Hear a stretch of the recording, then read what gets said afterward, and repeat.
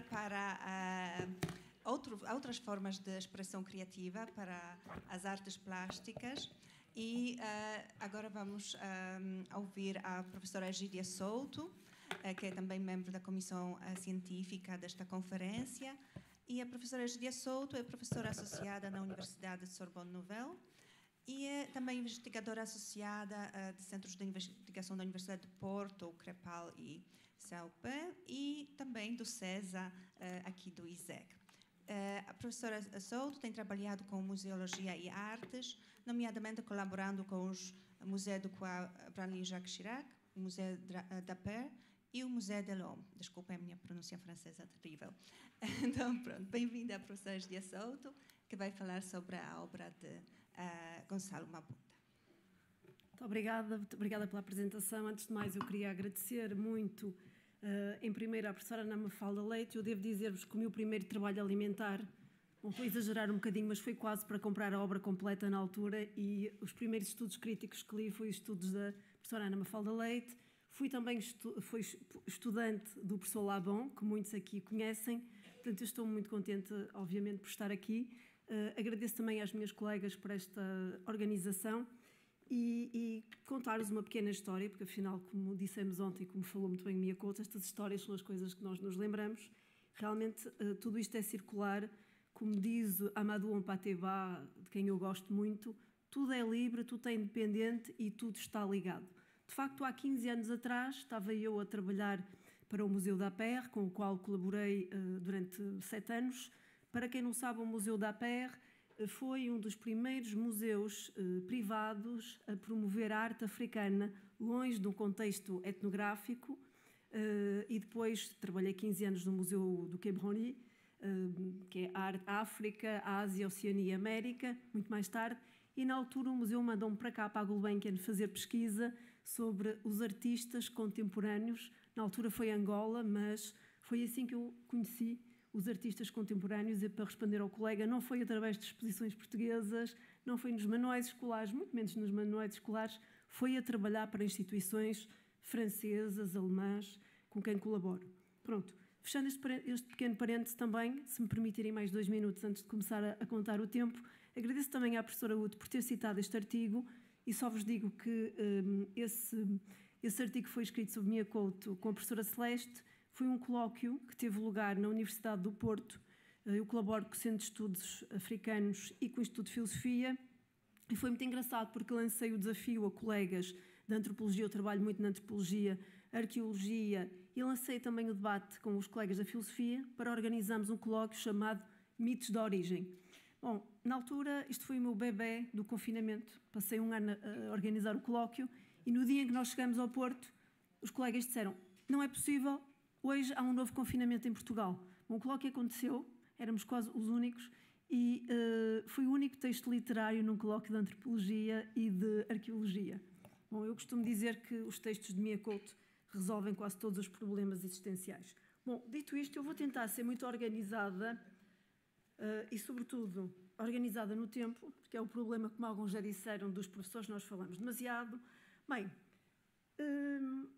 eu começaria por citar Aimé Césaire, o famoso texto Discours sur le colonialisme, de 1950, até porque este ano falamos dos 50 anos das independências.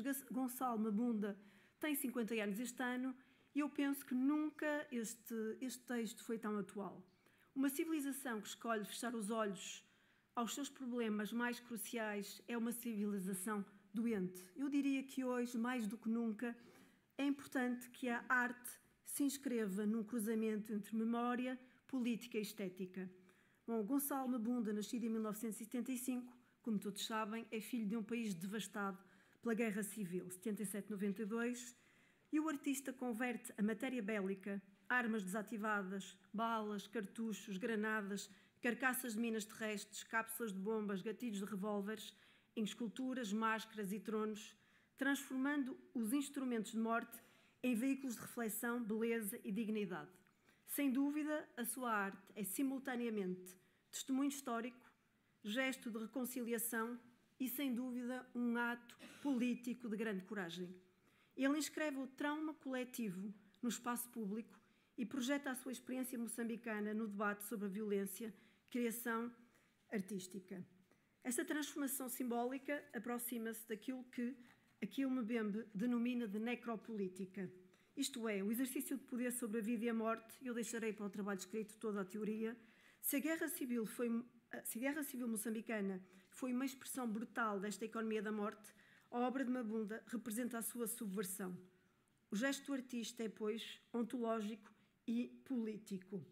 Como podemos ver, todo este trabalho, toda esta beleza, como dizem as galerias, é feita com a morte como matéria-prima.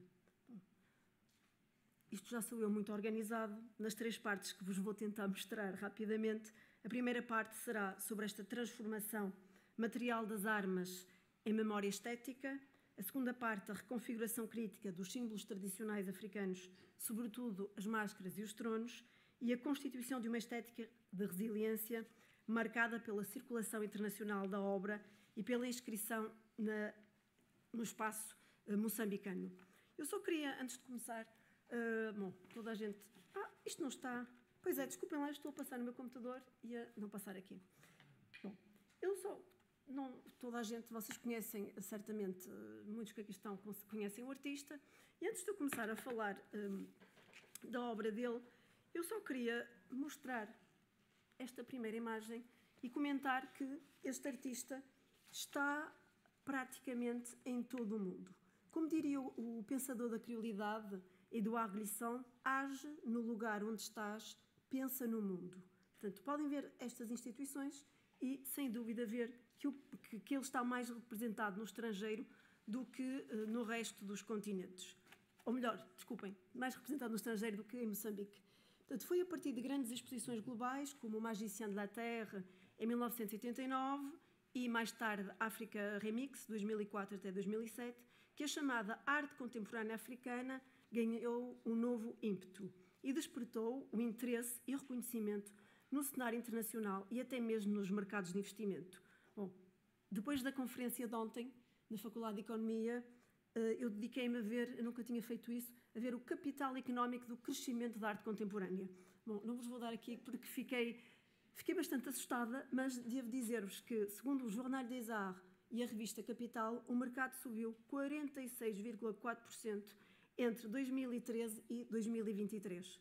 Bom, juntamente com outras mostras emblemáticas, estes eventos marcaram o período entre 80 e 2010, com 3 décadas fundamentais da construção da visibilidade do campo e do questionamento das persistentes gramáticas coloniais na abordagem da arte africana. Portanto, é neste contexto que Gonçalo Mabunda, hoje artista de Moçambique para o mundo, ampliou significativamente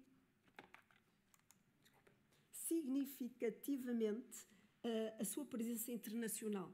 Portanto, eu falarei um pouco mais para a frente destas exposições em França e na Alemanha. Porquê? Porque é em 2004, quando pela primeira vez ele participa na Africa Remix, na edição alemã, que ele diz: eu sou um artista contemporâneo, mas eu não sabia que era um artista contemporâneo. E esta questão de ser ou não ser artista contemporâneo coloca-nos logo o que é estas etiquetas de ser um artista contemporâneo. Faço aqui um pequeno parênteses. Há uns anos atrás, quando António Hall expôs no Museu d'Aper pela primeira vez, a imprensa insistia a artiste contemporain africain. Eu lembro-me de ele ter ficado um bocadinho chateado e outros artistas dizem: mas porquê que quando se trata de artistas africanos é preciso sempre dizer artista contemporâneo africano? Quando é um artista contemporâneo belga, francês, suíço, ninguém acrescenta um suíço africano. Bom, isto lembra aquelas histórias quando uma equipa de futebol perde, agora não me lembro nenhum nome de jogador, é da Argélia, é de Marrocos, é dos Camarões. Quando ganham, são todos do país que ganham. Isso dá que pensar. Bem, mas antes de ver isto tudo, como dizia a professora Ana Mafalda Leite ontem, primeiro havia a música, o corpo e o verbo. Neste caso, primeiro havia a arma, depois a enxada e depois a arte. Portanto, o ponto de partida da obra de Gonçalo Mabunda foi o projeto Transformar Armas em Enxada, lançado em 1995 pelo Conselho Cristão de Moçambique.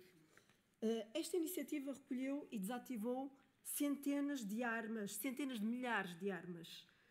oferecendo as artistas para que fossem convertidas em objetos artísticos. Mabunda foi um desses protagonistas desse movimento de reconciliação simbólica.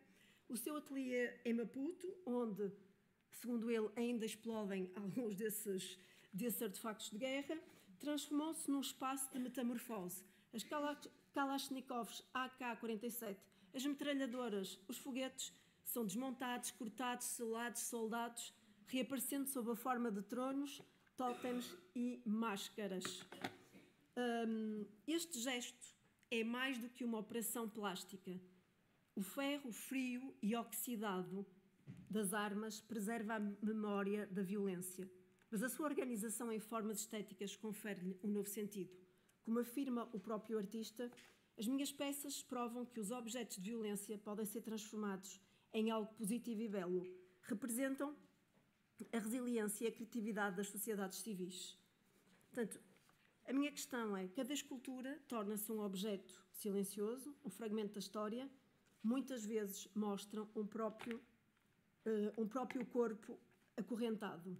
Bom, não posso deixar de notar que a recepção crítica internacional tem sublinhado muito essa recepção simbólica, essa força simbólica, como podem ver com este trono, que é um dos últimos, Birth Throne.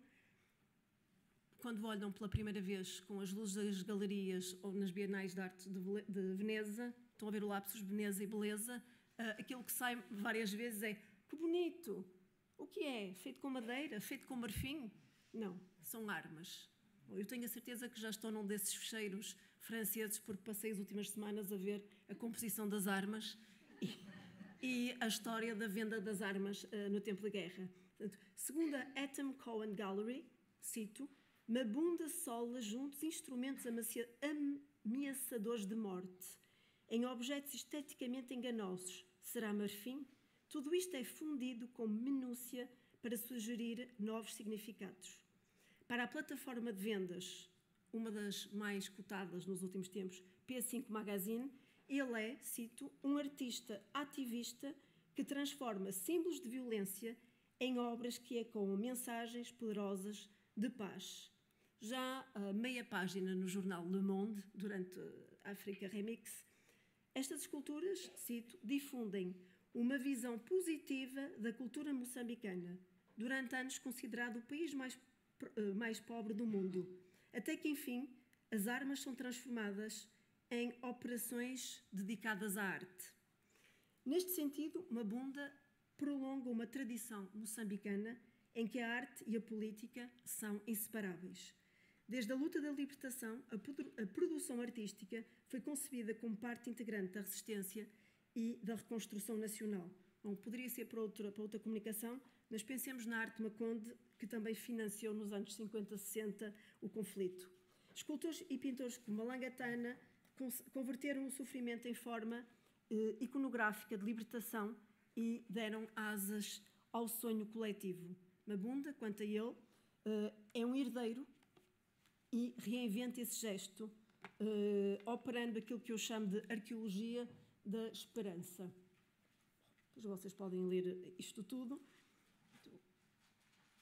Portanto, uma das questões que eu coloco, isto já é o lado mais da galeria a falar, é a transformação das armas em esculturas. Preserva o trauma ou corre o risco de neutralizá-lo pela estetização? Isto foi um bocadinho de provocação. Há uns anos atrás, na Bienal de Veneza, eu tive a ocasião de ver estas obras e lembro-me perfeitamente de um grupo de chineses a tirar uma série de selfies em frente aos tronos e uma senhora assustou-se e disse: "It's guns!" E foi... e toda essa museografia era um bocadinho quase a museografia do espetáculo. Isso dá que pensar. Bom, eu penso que depois irei escrever sobre isso. Portanto, do ponto de vista iconográfico, o artista privilegia sobretudo o trono e a máscara.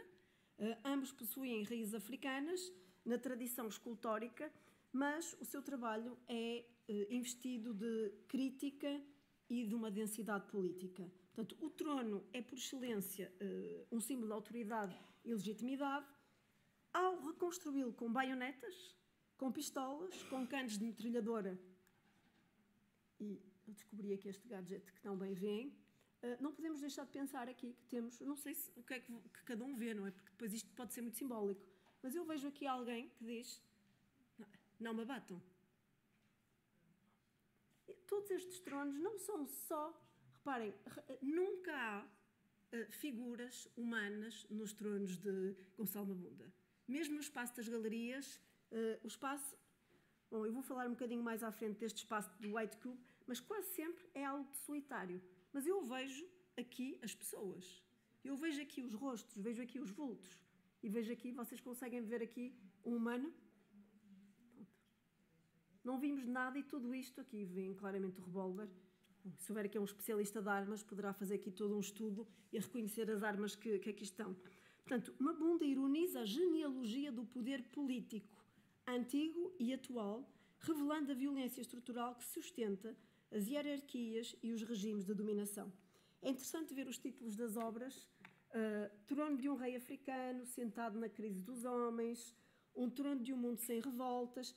Isto é uma das peças que está no Centro Jorge Pompidou, que fechou agora, mas que foi com muita alegria.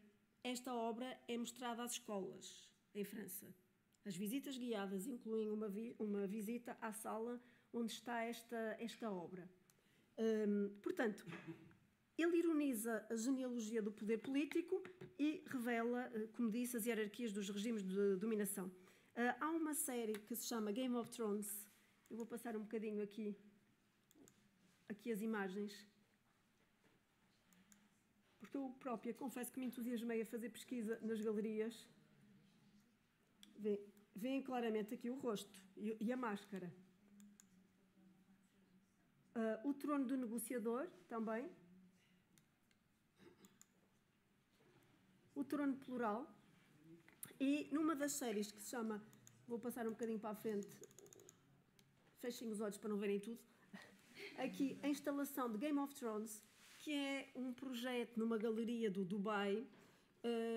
O artista dramatiza essa relação entre autoridade e destruição, sugerindo que na história pós-colonial o trono da soberania é frequentemente erguido sobre armas.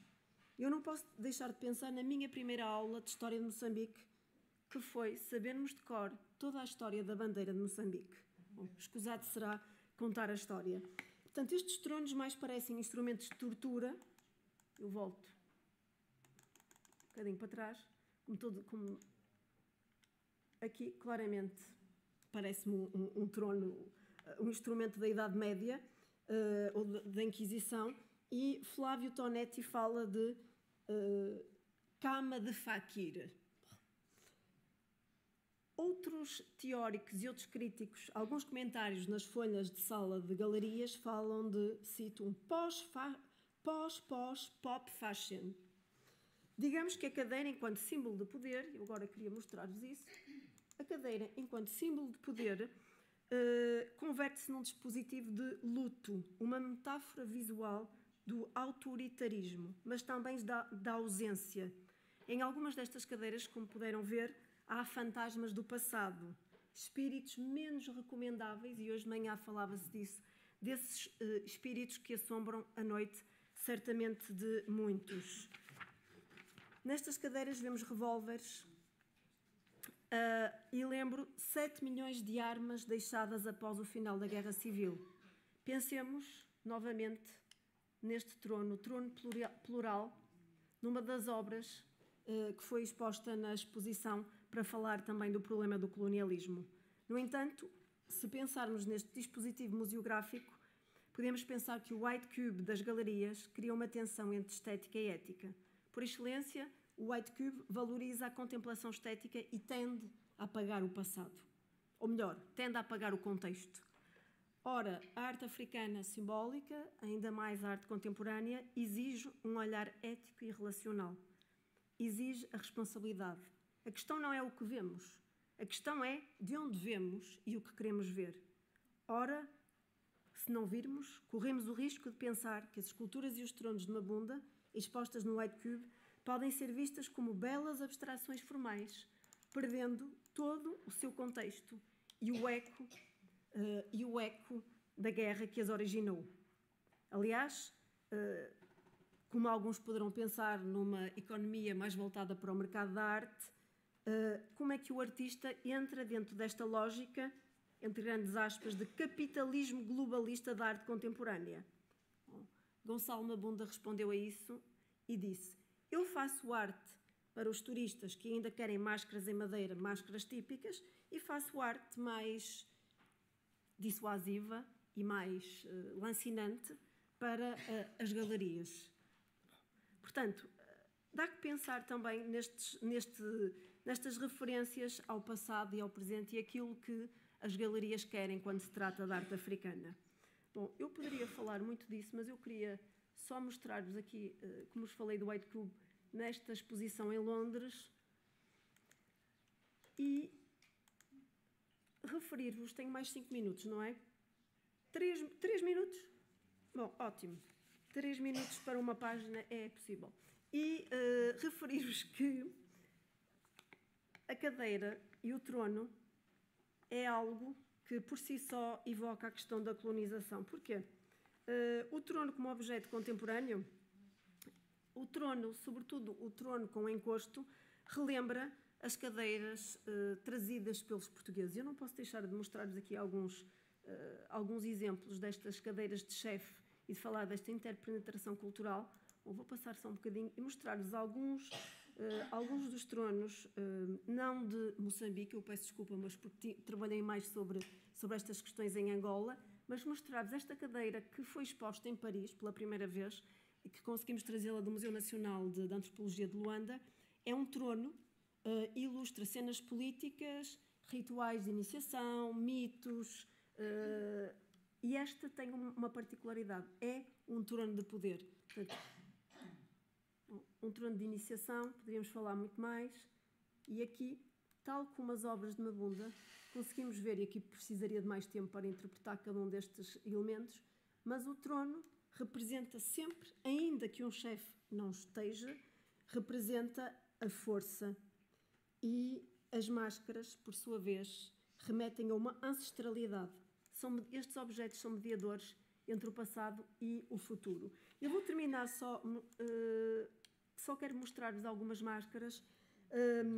As máscaras de Mabunda não ocultam o humano, ao contrário, se nos tronos o humano não está tão próximo, as máscaras, ele diz, eu falo dos novos presidentes africanos que não aprendem. O trono não é via arma, o trono é dado. Falamos muito durante este nosso encontro desde ontem sobre estas questões de violência, e ele também diz nas inúmeras entrevistas que as máscaras não são um rosto de ninguém. No entanto, que alguns revêem-se nestas máscaras que seguem o mesmo princípio.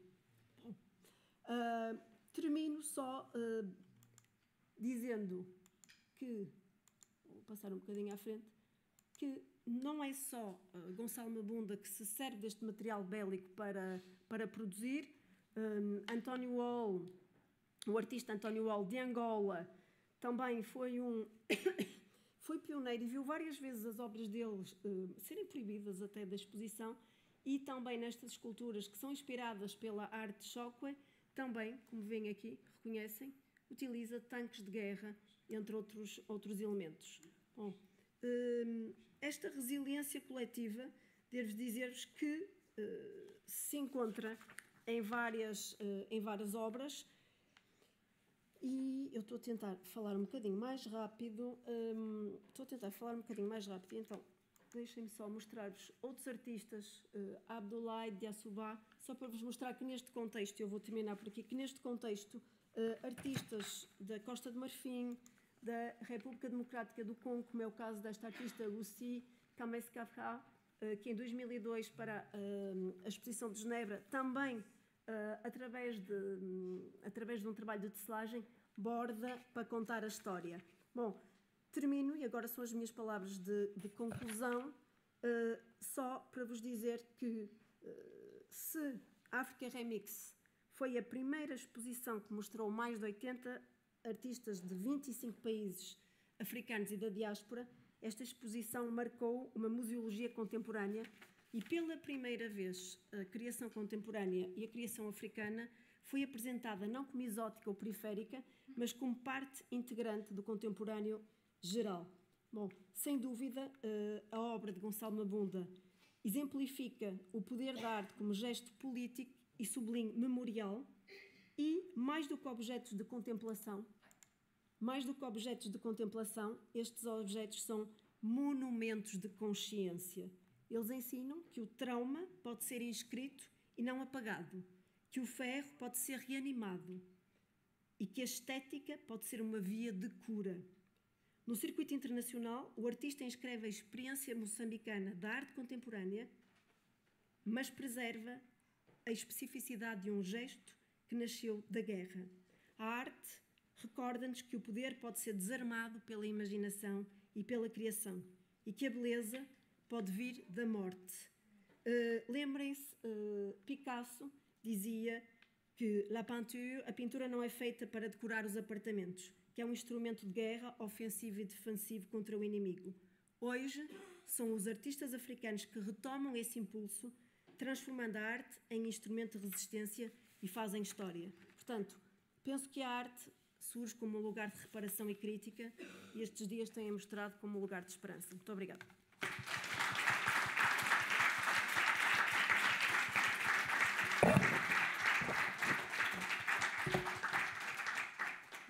Muito obrigada, Gídia.